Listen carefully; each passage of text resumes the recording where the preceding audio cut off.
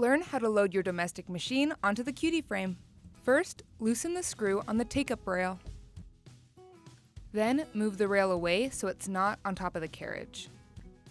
Next, you're going to place your sewing machine in the middle of the carriage. Secure the sewing machine clamps tightly against the sewing machine. Now slide the take-up rail through the throat of your machine and tighten the knob to secure the rail. If the take-up rail is too low, then you need to adjust it to the height of your machine. To do this, loosen the clamps on the side of your frame. You want around 1 finger's width worth of space between the take-up rail and the bed of your machine. Once you find the right height for your machine, make sure to secure all 4 posts at the same height. Your sewing machine is compatible with the Cutie Frame if there's at least 9 inches of throat space and your machine can drop its feed dogs.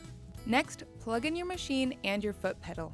To keep your foot pedal cable from being caught in the wheels, you are going to tuck the cable into the sewing machine clamps.